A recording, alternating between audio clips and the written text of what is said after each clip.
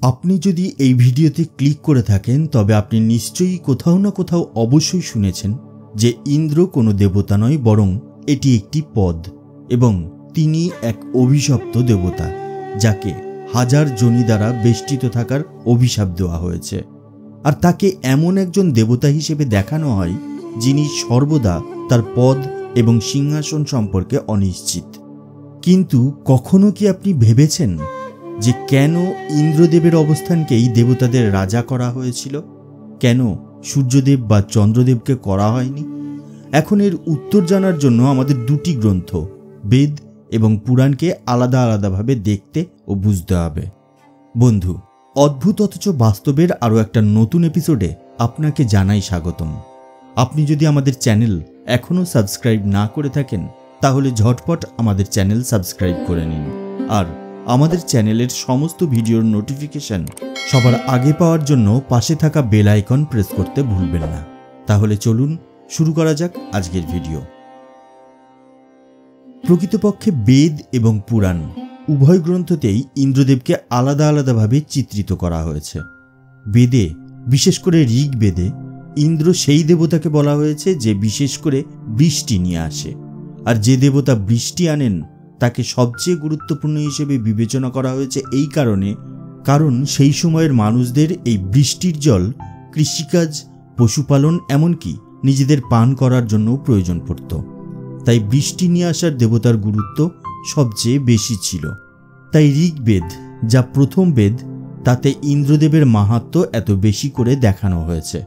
কিন্তু তারপর যখন কাহিনীর মাধ্যমে এই জ্ঞানকে এগিয়ে নিয়ে যাওয়া শুরু হয়, তখন দেখা গেল যে আলাদা আলাদা মন্বন্তরে আলাদা আলাদা ইন্দ্র আছে।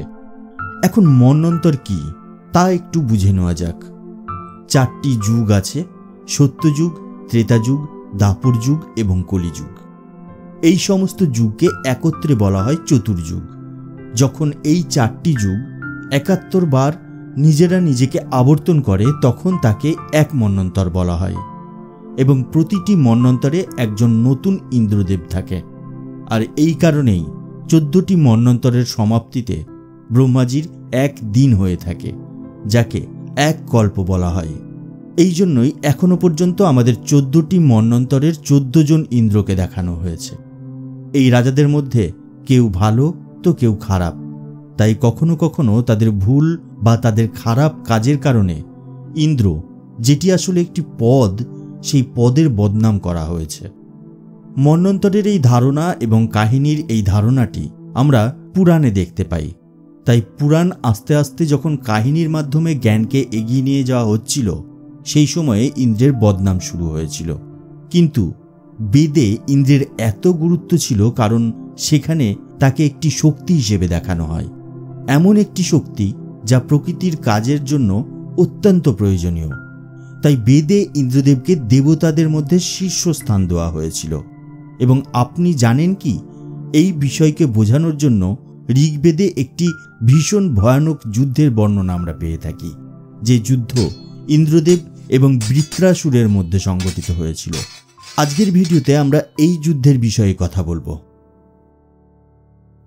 বৈদিক যুগে ত্বষ্টা নামে একজন ঋষি থাকতেন।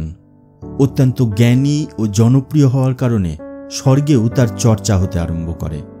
কিছুদিন পর তার ত্রিশিরা নামের একটি পুত্র সন্তান হয়। ত্রিশিরা 3 মস্তক নিয়ে জন্মগ্রহণ করেছিলেন, আর তিনি তার পিতার মতোই অত্যন্ত বুদ্ধিমান ছিলেন। সময় অতিবাহিত হতে থাকে, তার সাথে ত্রিশিরার জ্ঞানও বাড়তে থাকে, আর সে বড় হতে থাকে। এই জ্ঞানের কারণে তাকে দেবতাদের গুরু নিযুক্ত করা হয়।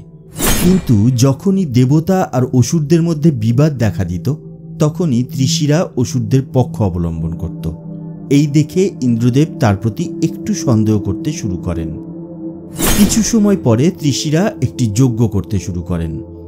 ইন্দ্রদেব তখন সন্দেহ করলেন যে ত্রিশিরা এই যজ্ঞের মাধ্যমে হয়তো দেবতাদের পরাজিত করতে চাইছেন। সে তার ধ্যান ভঙ্গ করার জন্য কিছু অপ্সরাকে পাঠালেন, কিন্তু ত্রিশিরার ধ্যান কোনোভাবেই ভঙ্গ হয় না। তারপর ইন্দ্রদেব নিজে পৃথিবীতে এসে ত্রিশিরার 3টে মস্তক ধর থেকে আলাদা করে ফেলেন। ধ্যানে বসা সাধুর মস্তক ধর থেকে আলাদা করা এই অনৈতিক কার্য দেখে সেই সময় সবাই হয়রান হয়ে যায়।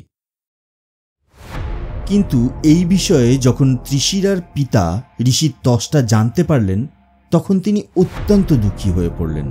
আর তিনি নির্ণয় করলেন যে তিনি ইন্দ্রদেবের থেকে এই ঘটনার প্রতিশোধ নিয়েই ক্ষান্ত হবেন।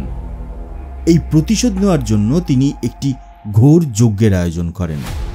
আর সেই যজ্ঞের থেকেই জন্ম নেন বৃত্র রাক্ষস, যাকে আমরা বৃত্রাসুর বলে জেনে থাকি। এই বৃত্রাসুর কোনো সাধারণ রাক্ষস ছিলেন না, সে একটি বিশাল রাক্ষস ছিলেন, অপরিমেয় শক্তি এবং ভয়ঙ্কর চেহারার একটি প্রাণী, যে মূলত একটিমাত্র উদ্দেশ্য নিয়েই জন্মগ্রহণ করেছিলেন, ত্রিশিরার মৃত্যুর প্রতিশোধ নেওয়া। বৃত্রাসুর ইন্দ্রের সামনে আসা যে কোনো শত্রুর থেকে আলাদা ছিল। সে এতটাই বিশাল চেহারার ছিল যে তার উপস্থিতি সমস্ত ধরিত্রীতে ছায়া ফেলে দিত এবং তার গর্জন আকাশ পর্যন্ত প্রতিধ্বনিত হতো। কিন্তু তার সবচেয়ে বড় শক্তি ছিল বিশ্বকে শুকিয়ে দেওয়ার ক্ষমতা। সে তার সমস্ত শক্তি দিয়ে সমস্ত নদী শুকিয়ে দিয়েছিল, যে কারণে সমস্ত ধরিত্রীতে হাহাকার ছড়িয়ে পড়ে। সব দেশগুলি শুকিয়ে যায় এবং সমস্ত জীবের মধ্যে অশান্তি ছড়িয়ে পড়ে, এবং এইভাবে সমগ্র বিশ্ব একটি ভয়ানক সংকটের মধ্যে পড়ে যায়। এছাড়াও বৃত্রাসুরের একটি বর প্রাপ্ত ছিল যে কেউ তাকে কোনো ধাতু, কাঠ বা কোনো পাথর দিয়ে তৈরি করা কোনো কিছু দ্বারা হত্যা করতে পারবে না। এছাড়াও দিনে বা রাতে যে কোনো আক্রমণের দ্বারাও তাকে হত্যা করা সম্ভব নয়। সেই কারণেই নিজের শক্তি এবং বজ্রাস্ত্র থাকা সত্ত্বেও ইন্দ্র তার মুখোমুখি হতে পারছিলেন না। দুঃখিত হয়ে ইন্দ্র ভগবান বিষ্ণুর কাছে সাহায্য চাইতে গেলেন। তিনি উপস্থিত হলে ভগবান বিষ্ণু তাকে সন্ধ্যার সময় বৃত্রাসুরকে আক্রমণ করার পরামর্শ দেন এবং অস্ত্র আনার জন্য তাকে ঋষি দধিচির কাছে যেতে বলেন। ইন্দ্রদেবও তাই করেন। ইন্দ্রদেব যখন ঋষি দধিচির কাছে সমস্ত ঘটনা বর্ণনা করেন, তখন ঋষি দধিচি তার প্রাণ উৎসর্গ করেন যাতে তার অস্থি থেকে একটি নতুন অস্ত্র তৈরি করা যায় এবং তার মেরুদণ্ড থেকে একটি যুদ্ধাস্ত্র তৈরি করা হয়, যা পরে ইন্দ্রদেবের অস্ত্রে পরিণত হয়। সেই জন্যই ইন্দ্রদেবের হাতে যে অস্ত্রটা আমরা দেখতে পাই, সেটা যেন দেখে মনে হয় মেরুদণ্ডের সাথে কিছু পাঁজরের হাড় লেগে আছে। অতঃপর নতুন অস্ত্র নিয়ে ইন্দ্রদেব বৃত্রাসুরের কাছে পৌঁছালেন, আর তাদের মধ্যে প্রচণ্ড যুদ্ধ আরম্ভ হলো। যুদ্ধটি এতই ভয়ঙ্কর ছিল যে এর ফলে সমস্ত পৃথিবী থরথর করে কেঁপে উঠল। পৃথিবীতে দ্বিতীয়বার ভারসাম্য ফিরিয়ে আনার জন্য আর নিজের দায়িত্ব স্মরণ করে ইন্দ্রদেব একটি ভয়ঙ্কর যুদ্ধে লিপ্ত হলেন। আর বৃত্রাসুরও নিজের প্রতিশোধের আগুন নিভিয়ে ফেলার জন্য ইন্দ্রের সঙ্গে সমানে যুদ্ধ করতে আরম্ভ করলেন। কিন্তু অবশেষে ইন্দ্র একটি সুযোগ পেয়ে যান এবং তিনি তার সর্বশক্তি দিয়ে তার বজ্রাস্ত্রকে বৃত্রাসুরের দিকে নিক্ষেপ করেন। আর সেই নিক্ষিপ্ত অস্ত্রটি তার নির্ধারিত উদ্দেশ্য অনুসারে নির্দিষ্ট কাজ করে এবং বৃত্রাসুর ঘটনাস্থলেই প্রাণ ত্যাগ করে।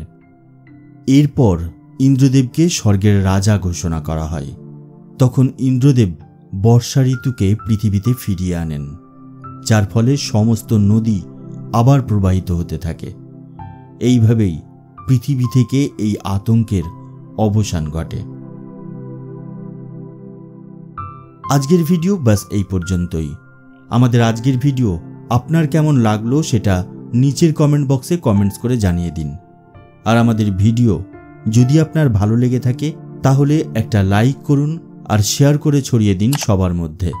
তাহলে দেখা হবে পরবর্তী ভিডিওতে। তার আগে অবশ্যই ভালো থাকবেন, সুস্থ থাকবেন। ধন্যবাদ।